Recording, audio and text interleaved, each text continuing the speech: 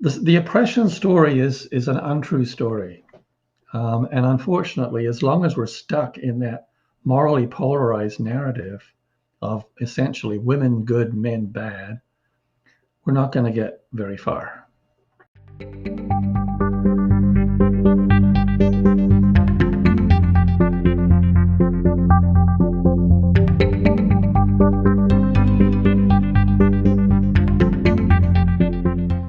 David Shackleton is the author of several books, including The Hand That Rocks the World, An Inquiry into Truth, Power, and Gender, and Daughters of Feminism, Women Supporting Men's Equality. He was also the editor of a magazine called Everyman between 1994 and 2006. David, welcome to the podcast. Thank you, Warren. So it's a pleasure to have you here, and I think we're going to have a very interesting conversation. I can tell from the books that you've written and the magazine that you worked on that you've been spending a lot of time in your life thinking about gender issues and relations between men and women. So this is obviously a topic that's very important for you. Yeah. Why don't we start the first book that you published, The Hand That Rocks the World, which Yes. my reading of it is that it's a deep dive into gender relations and specifically feminism, where it came from, and how it's impacted gender relations. So, for our audience who is not familiar with the book, do you want to maybe explain a little bit about what motivated you to write this and what kind of message you were trying to get across with it? Yes. So, what I was trying to do with the book is to illustrate and explain the way that women's social power operates in society, because it's not easy to see. Women's power tends to be covert, where men's is overt. And so that's captured in the title of the book. The Hand That Rocks the World is an allusion to the poem, The Hand That Rocks the Cradle Rules the World. And so, yes, I wanted to explain how female social power functions and why it's hard to see. So that was the basic intent of the book. And of course, um, going into the background of the women's movement and how that was operating was also very important, because, feminism is interesting in that it's a very powerful movement that operates under a banner of powerlessness. It says that women are basically victims and have no power, and yet their movement is massively powerful. So that's an example of what I'm talking about, is that women's power manifests in ways that are hard to see, but very, very real. And I think it always has. My belief is that the power of men and women in history has been equal, just different. It's operated in different realms and in different ways. Yes, and one of my takeaways from the book. There's many things that I learned from it, but one is the power in victimhood, and I think that's one of the themes going through it. That being seen as a victim is kind of a card that a person can play, and gender is only one dimension. It can be other dimensions of identity as well. But it's if you're running a political movement with certain goals, um, that attracts attention and sympathy and compassion to you. And I've noticed that certainly with most feminists, it's commonly employed. Yes. Isn't it ironic that the victim that is defined as one without power actually gives you power once you claim that status? So, and that also explains why it's so hard to give up. It's so hard, after 60 years of feminist advocacy and very successful attempts in society to make women equal to men in many, many ways, the movement is still claiming that women are victims. because the power of victimhood is difficult to put down once you pick it up. It's very seductive. It gives you power in a particular way that is very, I mean, it's unbalanced because it doesn't carry any accountability. So you get power without responsibility because victims are innocent, you know? So innocence means it's not your fault, nothing's your fault. And so you're not accountable. So it's a very seductive form of power that doesn't carry the normal responsibility that should go with power. Right. One of the ideas that you had, I believe in chapter 5, was the gender codependent matrix. Mm-hmm. And this ties into the concept of victimhood and power as well, where you said men's power comes fundamentally in three ways: physical, economic, and political, whereas women's power takes on different forms: moral, emotional, and sexual. And I would maybe add on to that as well social. Um, like in the sense of setting social norms is a way in which women exercise power. But both genders can use power and they can also be victims of power. But what you're arguing in this book is that male power has been talked about a lot. It has been exposed and it has been fought back against, whereas female power still remains to be discussed and it operates, but it doesn't get the same kind of attention. Is that correct? Yes, yes, that's right. And so the perception that there's an imbalance of power is not is an illusion based on this analysis that men have the power and women lack it. What the reality is that women have different forms of power that are just as powerful as men's, but operate in different ways that are, as I say, that are more covert and so harder to see. Right. Okay. Um, so can you tell us maybe about let's go into this. How does women's power show up in everyday life? Can you give us a couple examples of that? Yes, well, I think women's power sort of evolved since the women in history were mainly operating in the domestic sphere. So I think women's power evolved in the domestic world. And so one form of that is the moral power. And that's the power to approve, to declare what's good and who is not, who is bad. And so, you know, I think that was shown in historically in women selecting good men as partners, as husbands, and rejecting bad men.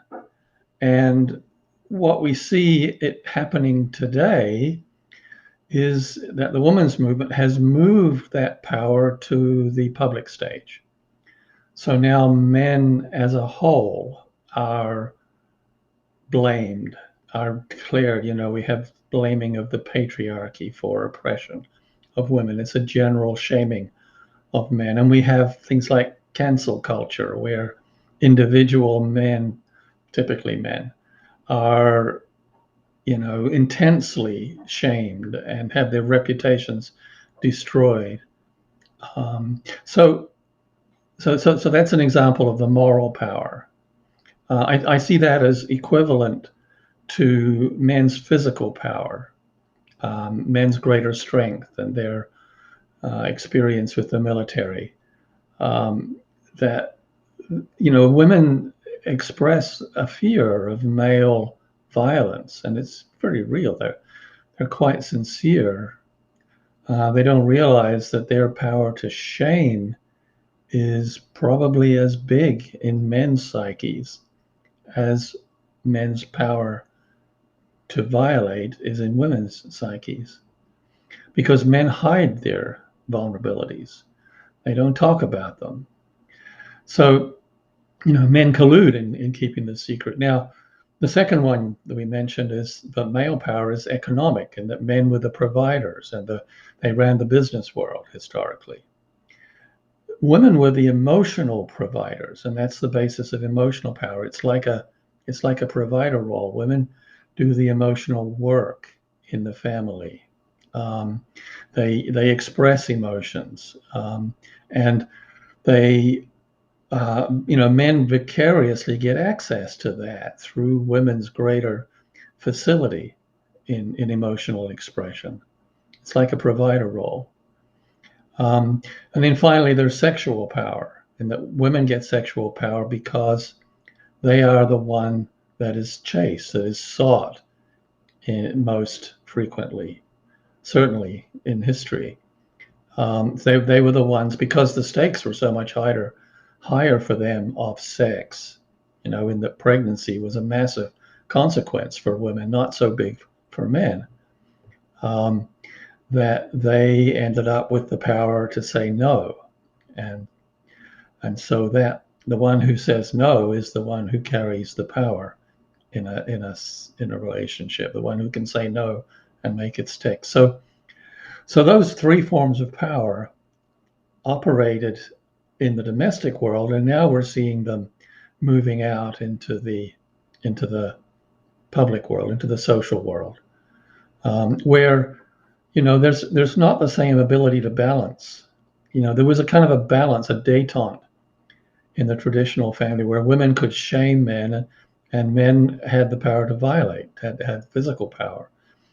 But in the social world, that's not the case. Women have the power to shame, but men don't have it's not acceptable for men to use their greater physical strength to oppose that in the social realm at all. So we're seeing the shaming running amok. Women's power is dominant right now in the social world. There is a feminism which is basically accepted as the true and complete story of gender. There is no equivalent men's story of gender which is accepted as true. It's totally, men's issues are totally subordinate, are totally um, less minor, seen as just a reaction to, the feminist story about men's issues is that men's rights advocates are simply reacting against their loss of traditional privilege. So it's another way to shame men who stand up and say, "Hey, I've got some issues. They should be paid attention to, just like yours. They're legitimate, just like yours." That gets shamed as well. Right. I've noticed. I have seen examples of what you describe in the real world, and I've also noticed a great societal resistance to seeing women as powerful, and to Yes, seeing the dark side of the feminine archetype as you describe it in your book, and as well as seeing the light side of the masculine archetype. Like in the media, as we've discussed previously a few times on this podcast, there's a lot of negative stereotypes about men as them being either incompetent or evil. But there's kind of a rule in Hollywood now where you have to show women as the heroes, as the rescuers, as the positive characters in a story. Because if the men are doing all the good things in a particular story and the women are not, there'll be outrage for sure. There'll be a backlash. So like I think that the narrative has taken control certainly of the entertainment industry, and I would also argue in education. Um, but let's talk a little bit about the latter parts of your book where you talk about healing and balance, because one of the themes in this book that you put is dualistic balance. yes, So it's not about winning and losing. It's not about men versus women. It's about men and women together finding a new balance, knowing that the gender roles have changed. In the last century, they've changed quite a lot, yes. and we need to find a new balance. So, can you tell us a little bit about your vision? What does this balance look like? I think it starts with the relationship between men and women. So the way the shorthand that I have to describe the relationship that we see working out between men and women driven largely by the women's movement, but also very much by society as a whole, is that we have compassion for women, but we have a hard time holding women accountable. Whereas we have the opposite situation for men. We're ready to hold men accountable, but we have very little compassion for them. And so I think that the start of a balance is going to be filling in those two missing pieces. The easier one to do is the compassion for men. I think that we can find compassion for men, recognize the ways that men's gender role has constricted their lives, just to say the way that women's gender role has constricted their lives. So, a friend of mine, Tim Goldich, says it all balances out between men and women. And I think he's right. But the balance is not the balance of sameness. Men's issues are not women's issues. And when women raise their issues to society's attention, we tend to have great sympathy, great empathy for them, and we rush to make things right. When men raise things to attention, we tend to say, "Well, get your act together. If you're hurting, it's your problem. You've got all the power. Make your life work." So we tend to go to accountability for men and compassion for women. I think that that's where it has to start, is that we have to set an intention as a society to offer men compassion for their situations, and especially their gender situations, their common patterns, and hold women accountable. So, we like an example is that Warren Farrell offers is, when a coach, when a team loses, the coach is, we look there, we hold him accountable. That's in the male world. In the female world, when a family, a child goes wrong, we don't tend to look to the mother and say, "Hey, it's your problem." So it's hard. This is real work. We need to really apply ourselves and recognize that the story that we've been telling ourselves about equality, which is that men need to shape up, that women have been powerless victims and men have been guilty oppressors, that's part of the problem.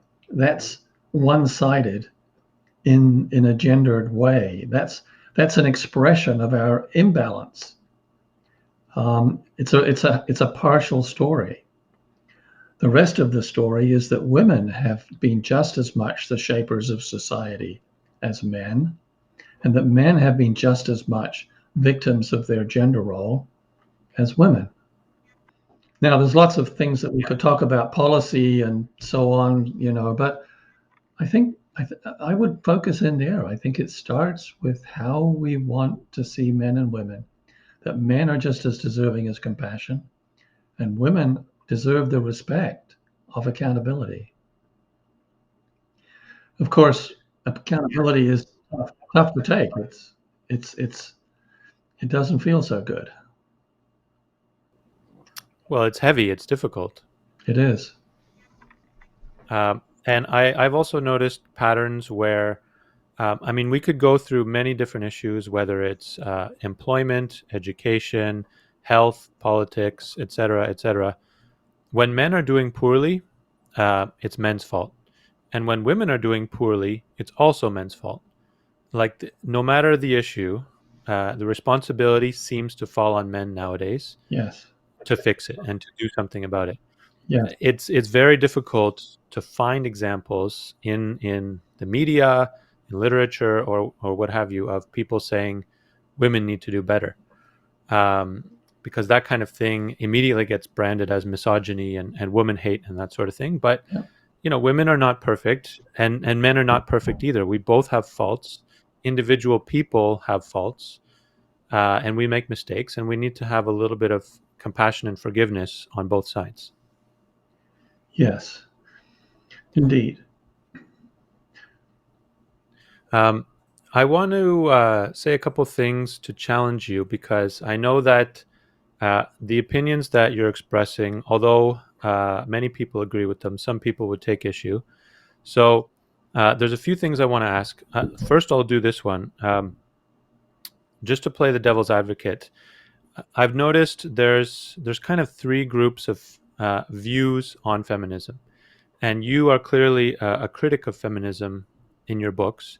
But there's the first group of people who say feminism has always been good. There's the second group that say feminism has always been bad. And there's the third group that says feminism used to be good in the beginning, but then at some point, it went too far and now it's bad. So, we need to tip the scales back or bring the pendulum back towards the middle.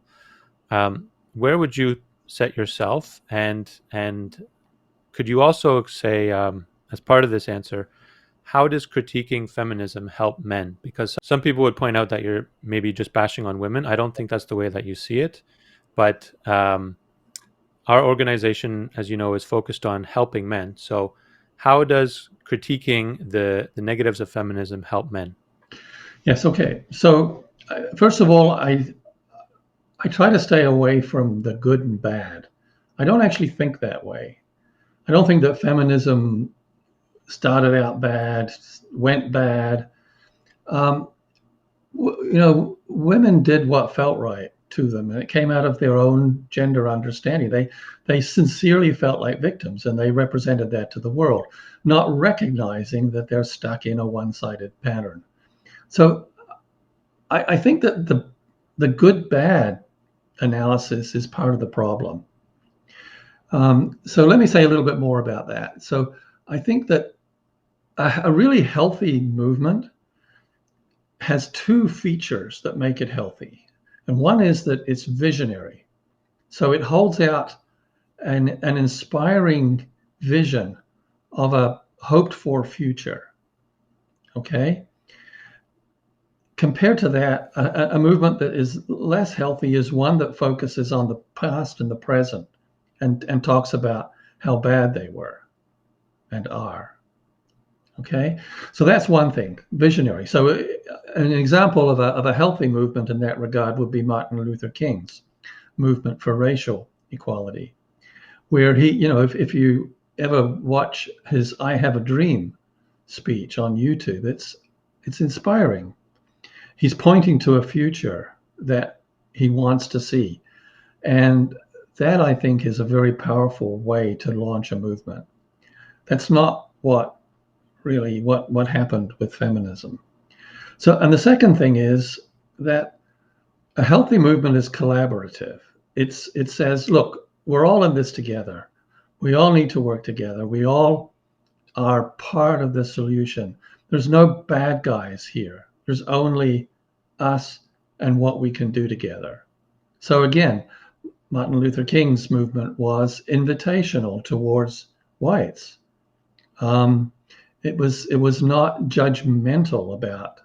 It wasn't founded on saying you are the perpetrators. So why do I criticize feminism? And how does it help men?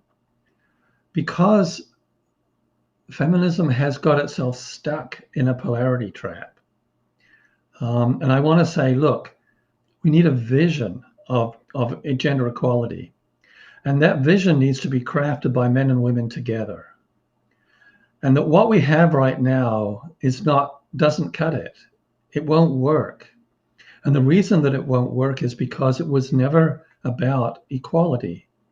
It was about women's sense of shortcomings, sense of lack, sense of victimhood. But it completely overlooked men's victimhood. And so with that lack of balance, it can't take us to equality. At the very foundation is the story of that men have been the historical oppressors of women, that men have been perpetrators and women have been victims. Well, that analysis builds moral inequality in at the foundations.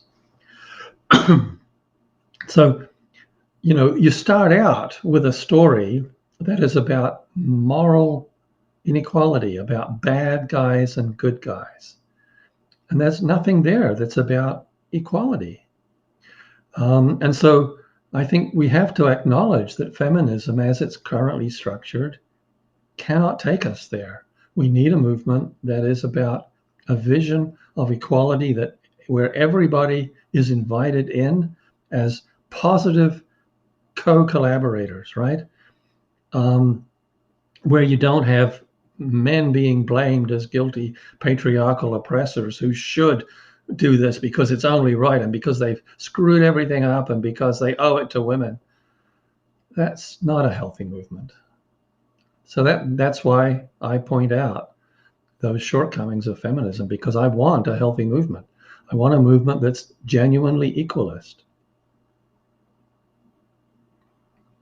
Does that answer your question? Sure.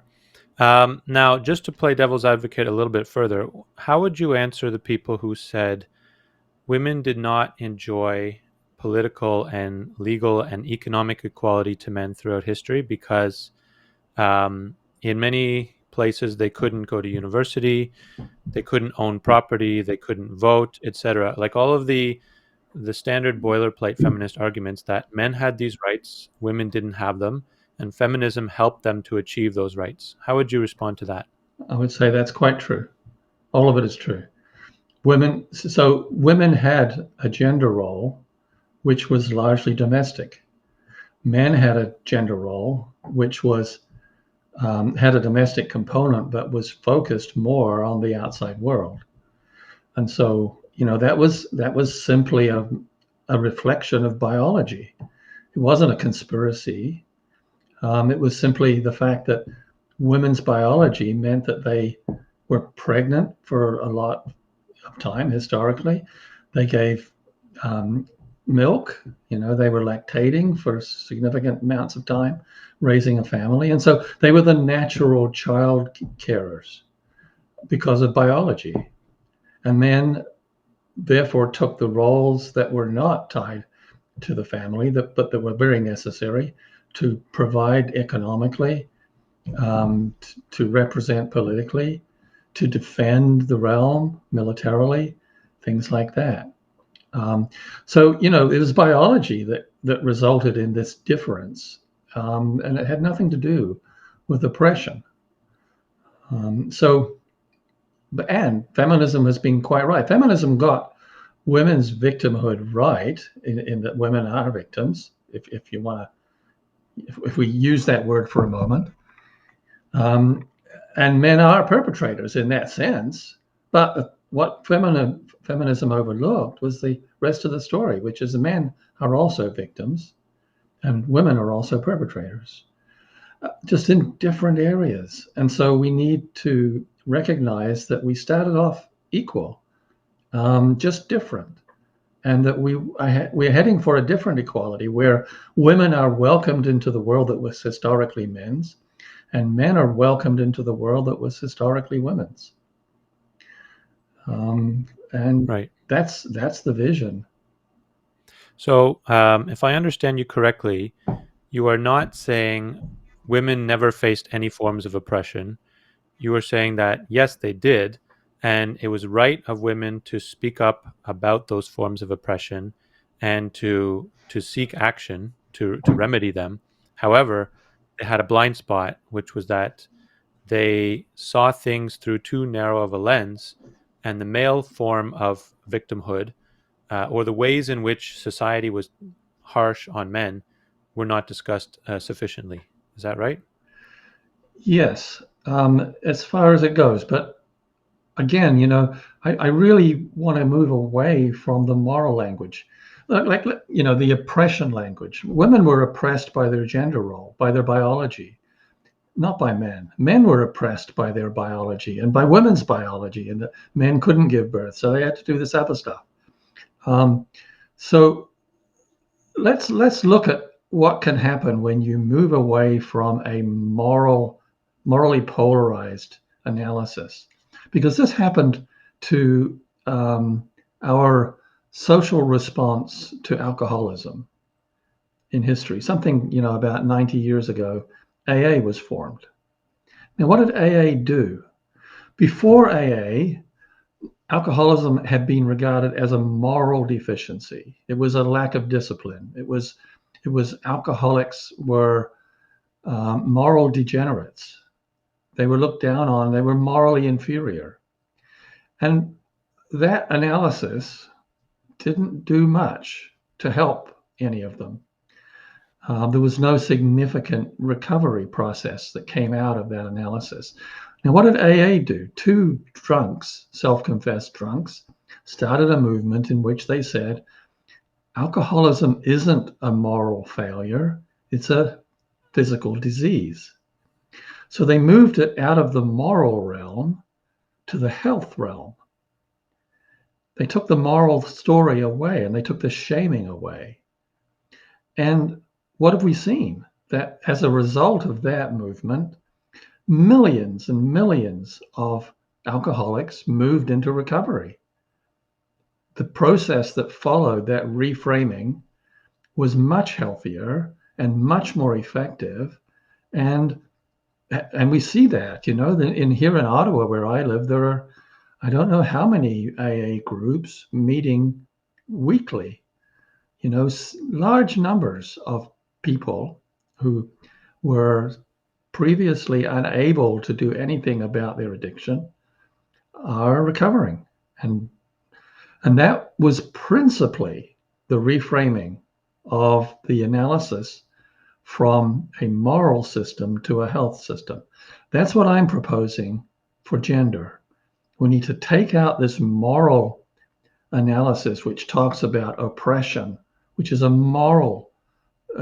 dreadful moral system, right? Oppression is something that is intrinsically wrong and bad. We need to take that language out and take the whole concept out, because there has been no formal oppression of women by men. Take the example of the Titanic. Okay, this was back before feminism, before the women's movement really got significantly started. 12, I think. 1912, the Titanic went down. Now, the survival figures, first and second class, third class steerage were locked below decks, but first and second class, the survival figures who had access to the lifeboats were children, 100%. Every child was saved. Women, 93%. So 93% of women were saved. Men, 21%. The richest man in the world was on the Titanic. He couldn't get a seat in the lifeboat. So you have to realize this is not oppression. Oppressors never give up their lives to save the oppressed. Think about the slave ships coming from Africa. That was real oppression. That was genuine oppression. Can you imagine that if a slave ship foundered, that the crew would give up their lives to save the slaves? It's ridiculous. Of course they wouldn't. So the Titanic basically proves that the relationship between men and women was not one of oppression, or at least that it wasn't men oppressing women. Women had a lot of power. Women had the power to claim lifeboat seats that men did not. And that's a big power. Like, that goes against the very survival instinct that men overcame that. Benjamin Guggenheim donned evening dress in order to die like a gentleman. So the oppression story is an untrue story. And unfortunately, as long as we're stuck in that morally polarized narrative of essentially women good, men bad, we're not going to get very far. Okay. Thank you. That's a very comprehensive answer. I want to ask a second question, which confuses things a little bit. Your book was published in 2015, and in the subsequent 6 years, we have seen many changes, as I'm sure you're aware. Hmm. One of which is a rapid acceleration in the conversations around transgenderism and a movement coalescing around transgender rights. So, what this has done to the whole gender discussion, it has thrown an additional dimension where now biological sex and gender role are seen as two different things. And we have trans men, we have trans women, non binary folks, all this kind of stuff. And there's actually some schism or split within the feminist movement Yes, or there the is. LGBTQ community, if you want to call it this, between the what are sometimes described as TERFs, the trans exclusionary radical feminists, Yes. who stick, if I understand them, they stick to the biological definition of sex. A woman is, what is biologically defined as female, with the reproductive organs, etc. That is a woman. So a person who transitions into that but has the biological makeup of a man from birth is, according to some people, I'm not stating my own opinion, but some would say that is a different kind of woman than a person who has been a woman since birth. And when it comes to the whole uh, pop culture and the rights in different areas, whether it's athletics or whether it's workplace or education, etc., all of this is, you previously we had men and women, and now there's men, women, and trans people. Um, and this is, what do you have any views on how this is changing the whole conversation? I think it's muddying the conversation a great deal. Um, I mean, I think, adults, it seems to me, can do whatever they like with their own lives.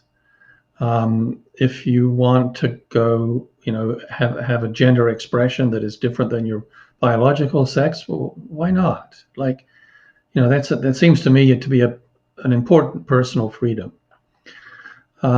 I think there are two areas where we're confused, and one of them is around language. Does woman, for instance, refer to biology or to gender?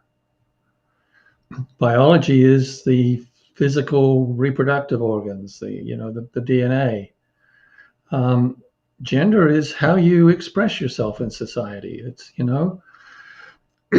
for historically, we used masculine and feminine to refer to gender, and man and woman to refer to sex, biology.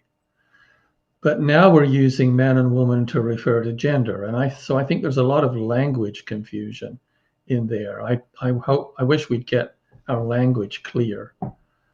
In my opinion, the language is the battlefield. That is where the real battles are Yes, taking yes, place. Is that um, I think there's a woman called Posey Parker.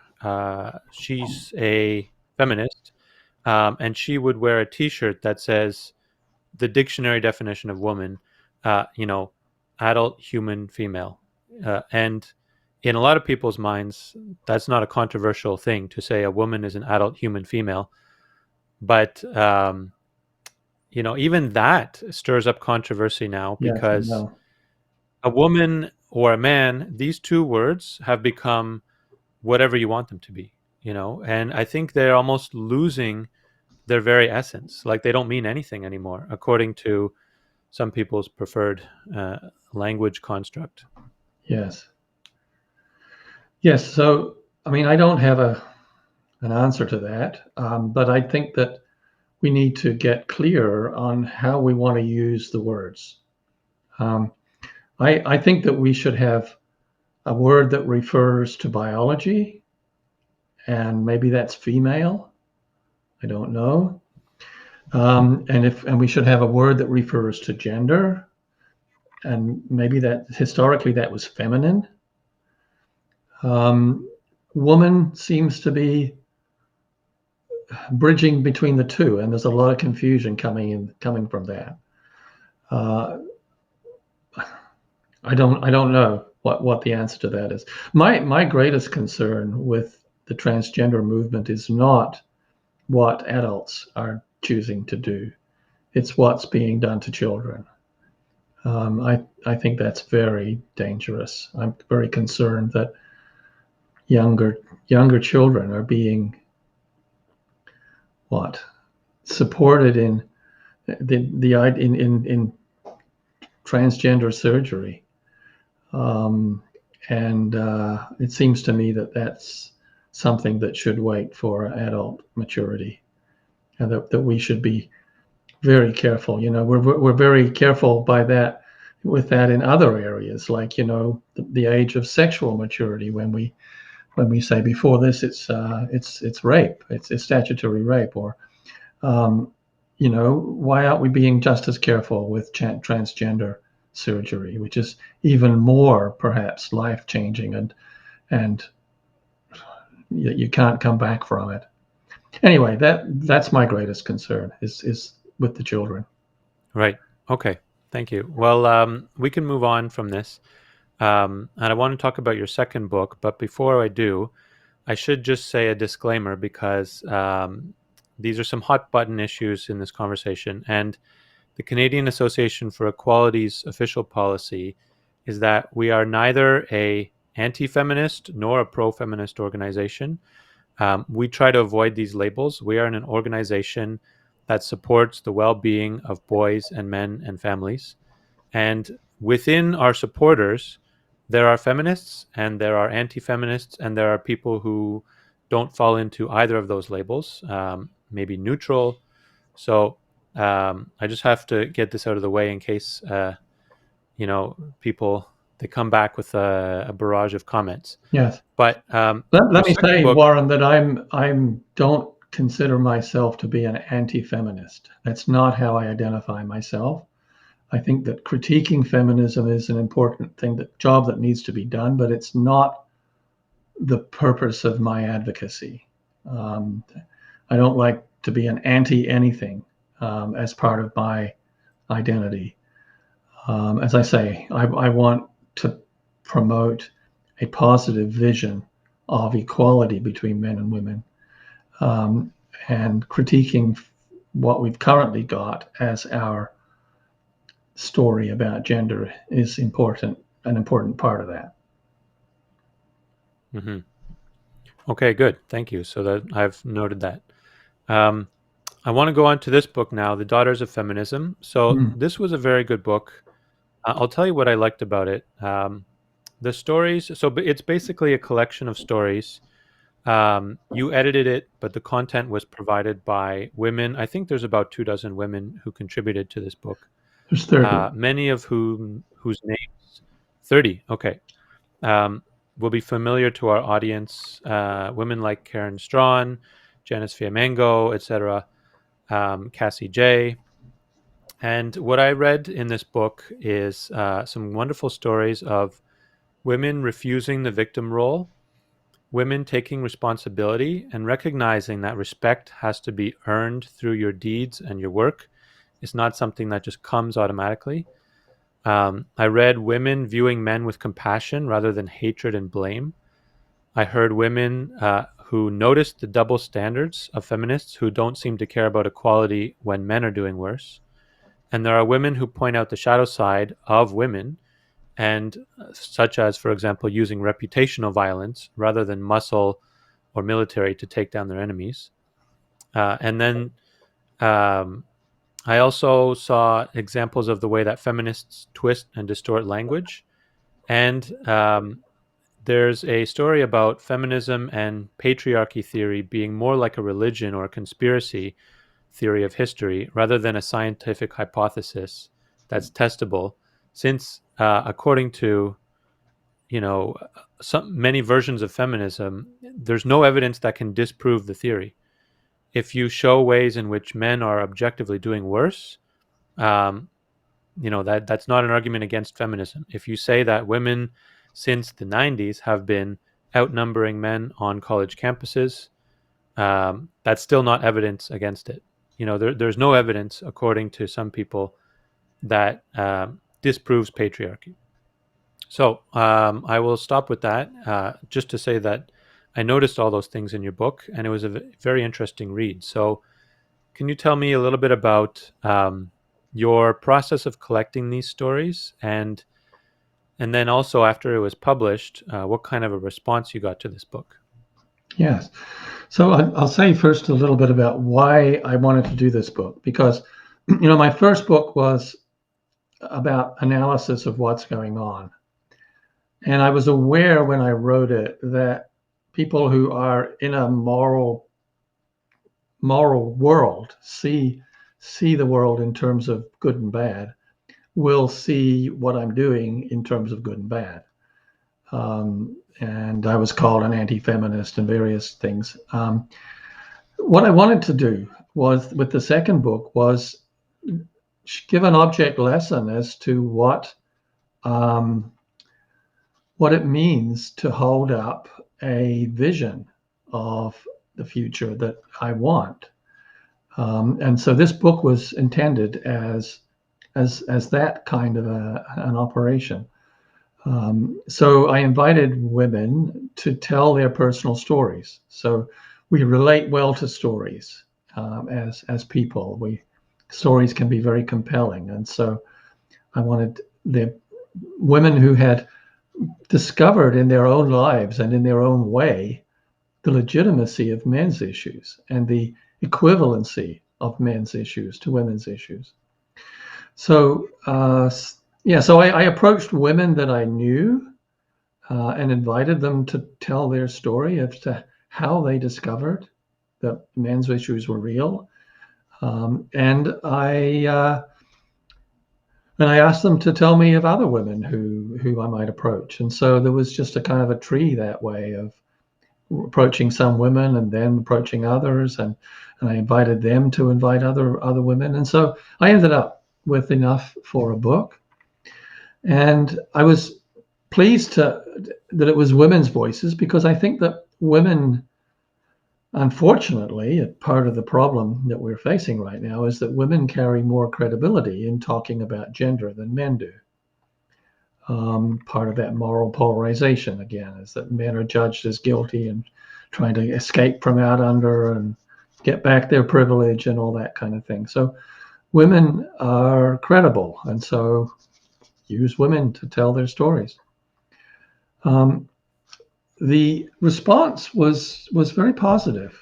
There's been 2,000 or 3,000 books sold so far, and I'm really pleased with that response for a book that's on the support of men's issues. That's a big number. And almost entirely the responses that I've got about the book have been positive. There's been very little criticism. Mm-hmm. Well, that's good to hear. I think that one of the areas of confusion around feminism is that it represents all women, and the feminists speak on behalf of all women. And your book is a clear piece of evidence that that's not the case, that the loudest voices do not represent all voices.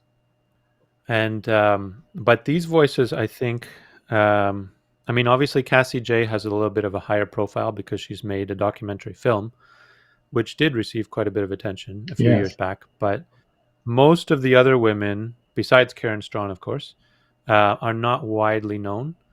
And but their stories were quite interesting,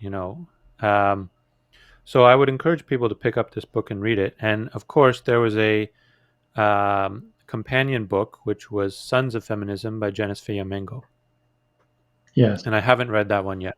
Yes, that's stories by men about how feminism has affected their lives. So it's a little different. It's a more negative. I wanted a very positive book. So I chose, women's stories of how they discovered men's issues. And most of them are very, very happy to do so. Mm-hmm. Yeah. And so are you working on any other projects since this came out? I am. I've been thinking that there's another book in me.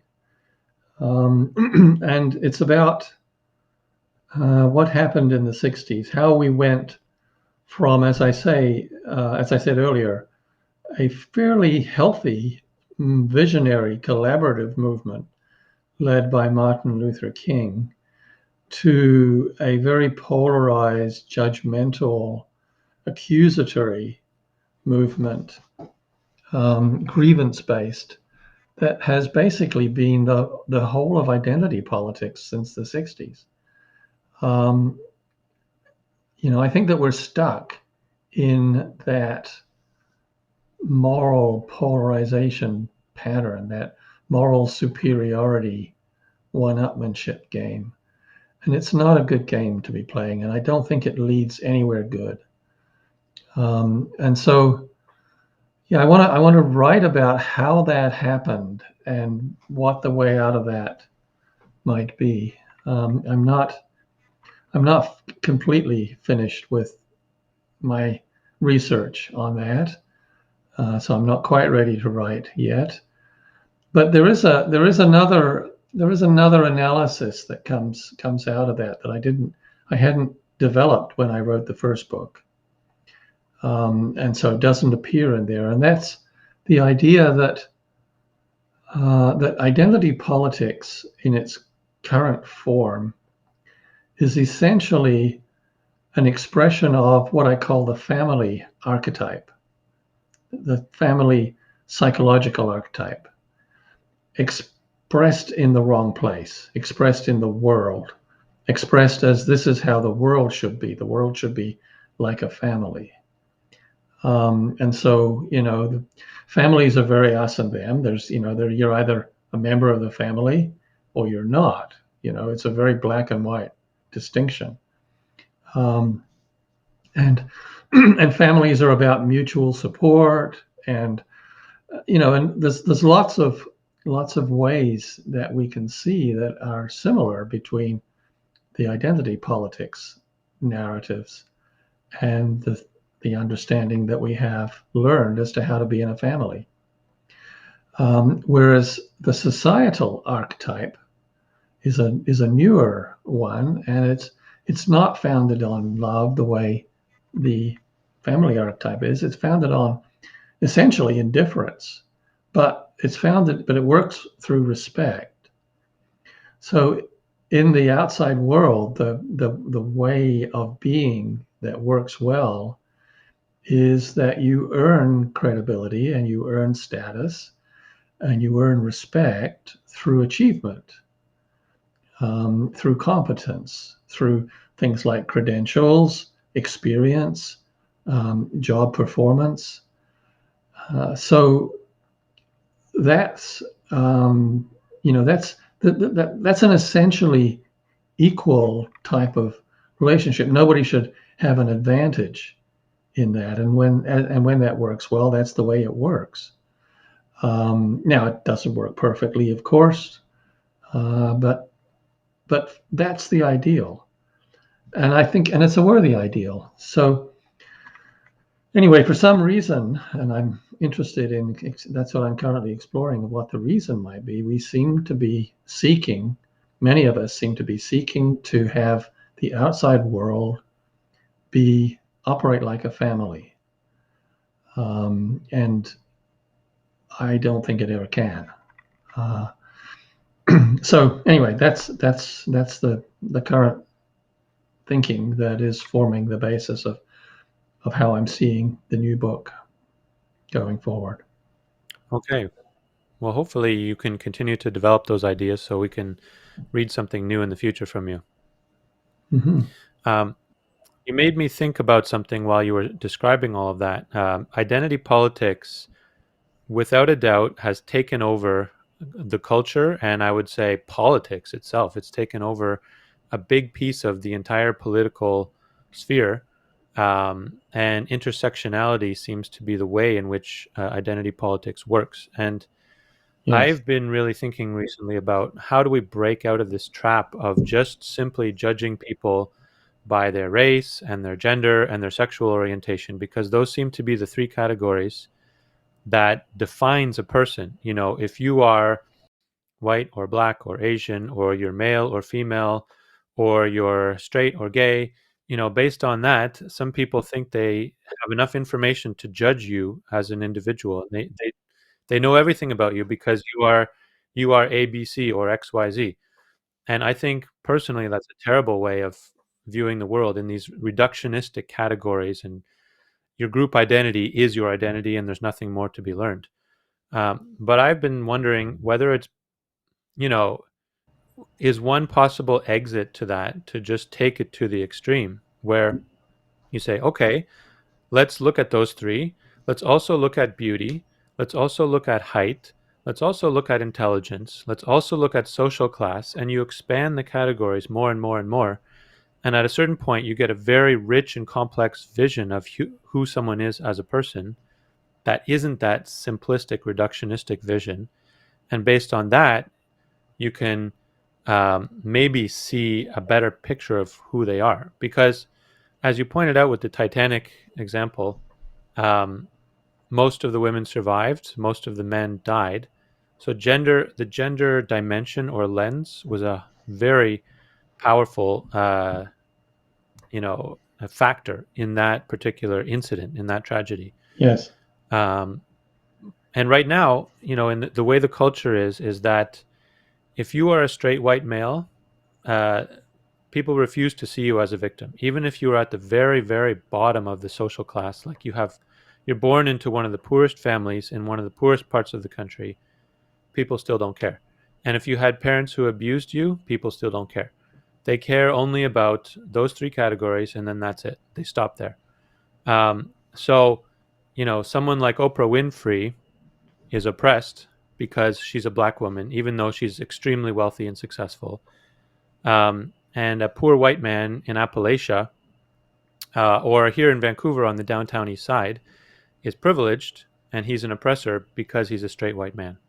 And I'm giving obviously like extreme examples to just illustrate the point, but that's kind of where it's become is people will see what they want to see and they don't see what they don't want to see. And I think that these group divisions are really tearing us apart.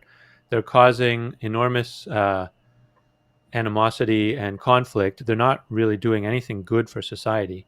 Um, so I don't know what the answer is, whether it's to reject identity politics altogether or to just expand it to the logical conclusion, in which case you would have to add many, many more dimensions to it. And then you wouldn't be able to judge someone simply by those couple of factors. But anyway, I'm rambling. So, Well, Jordan Peterson made that point about that if you expand all of the categories that a person is in, all the groups, you end up with somebody who's a unique individual. Anyway, I think that seeing people as individuals has been the great wisdom of Western culture coming out of the Enlightenment. And I think that, we need to find a way to go back to that. The identity categories are so abbreviating of character. Martin Luther King famously said that he wanted to be judged by the content of his character, not the color of his skin. Well, the people who are now advocating for racial equality are saying that the color of your skin is what really matters above other things, not character. They pay no attention to character. So I think we're in a dark place. If you ask me for my prognosis, I would say that I think things are going to continue to get worse before they get better. I think that what's actually happening here is that we need to discover the dark side of women, the shadow of women, the ways that they abuse their power. And we will discover that by experiencing it. And so I think that we will finally wake up to women's power when it becomes intolerable for us to endure the abuse any longer because it's become so bad. It's a dark. I hope that's not the way it works, but I use the metaphor of alcoholism. There are two ways that an alcoholic can wake up to their condition and stop denying it. And one of them is through just some kind of act of will by saying, hey, I want to turn my life around. And the other way is by going all the way to Skid Row, where they've got nothing left to lose. And they say, hey, this is intolerable. There's got to be something better. I can't keep on pretending that my life is working. So I think we face the same two choices as a society. Will we wake up as an act of will, or will we go all the way down with identity politics and the moral judgment of people into camps, into groups of guilty perpetrators and innocent victims? That's a very ugly process that I think will end up causing even more distress than it is today. Mm-hmm. Right. I hope we don't go down that dark path either. I hope that we can wake up soon, but it doesn't appear to be happening. And you've been advocating for men's issues for quite some time. Do you have any advice for other men or women, actually, who are also advocating on behalf of men, similar to what our organization is doing, as to what works and what doesn't work? Because it seems like we face quite an uphill battle. One is to just get noticed, and then when we are noticed, to be taken seriously and not quickly dismissed. So have you noticed anything like strategies that work well? It's a great question. I do have some advice for that, and that is for advocates: do your own personal work. You know that you haven't done your personal work if you're coming out of anger. If you feel outraged at the way the world is, then do your personal work. And that personal work is essentially grief work. If you're telling yourself the world is wrong to be the way it is, well, that's a kind of a crazy notion. Like, reality is what it is. How can reality be wrong? It is what it is. We can change the future, but the present is immutable, and so is the past. And it just is. If you're saying what's happening in the world is wrong, that's like saying, water is wrong to be wet, or the Pacific Ocean is wrong to be in the place where it is. Like, these are just factors of existence. What can we do? We can change the future, and that's worth doing. And that's why a vision is the most powerful thing that we can have. And a vision is positive, and be invitational. Invite people to involve themselves for the sake of achieving that vision, as opposed out of some moral obligation. So that's my advice: is do your personal work as an advocate, so that you no longer are driven by anger. You're driven by a vision of what you want to achieve, and you are happy to work with people and you're not seeing the world in terms of what's wrong and what's right, and people who are guilty and innocent. Put that aside. Move to a health model of the world, and to do that, you have to do your own personal grief work. And it's grief because we attach ourselves to our story about the world. Like, if we have a story that says, oh well, the guilty people are those ones out there. They're the, for instance, for a woman, it might be, well, they're the white males. Okay, they're the perpetrators. Well, that's a very convenient story for a woman. If she's going to say, hey, I was part of the process of creating the world where it is, I'm part of it. I'm guilty too. Well, that means letting go of that innocence. And that's grief. Grief is how you let go of a story about yourself. Grief is how you let go of an imagined future that you've attached yourself to. So grief is the process by which we come to peace about the world And from a place of peace, we can actually work for change, for powerful, positive change that doesn't convict anybody and doesn't shame anybody. That's a very familiar message to a lot of the spiritual lessons I've read from many others, which is if you want to change the world, first work on changing yourself. Start from the inside out. And I think it's kind of it's so common, it's almost a cliche, but I think there's a lot of truth in that. That there's a reason it's so common, right? Yes, but I would be just the one word first. You can easily get stuck in working on yourself and use it as an excuse to never do anything in the world. And there's a branch of the men's movement that is stuck there, the mythopoetic men who are focused on doing their own work and say, well, you can't heal anything until you heal yourself. Well, that's true, but it's only half the story.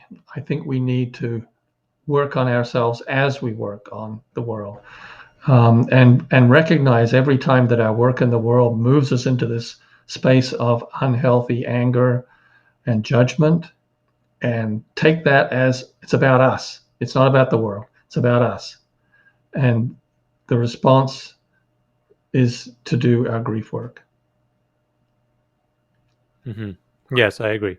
I think you can change the world while you're changing yourself because healing Yeah. is a process that never ends. You're never fully done. Yes. So the activism work and the communication with others, the organization building, that can happen as you're on your own personal journey. Yes. Yeah. Good. Well, this has been a very fascinating conversation, David. I want to thank you for taking the time to speak with me. Do you have any final thoughts before we close? No, I think we covered a lot of ground, and I think I've expressed myself fairly satisfactorily about what I believe and how I'm seeing what I'm doing and what I think needs to be done. Thank you for being a great interviewer and letting me tell my story. Well, you're welcome. It's my pleasure. Um, so have a great evening, and hopefully we'll talk again in the future. Okay, thank you, Warren.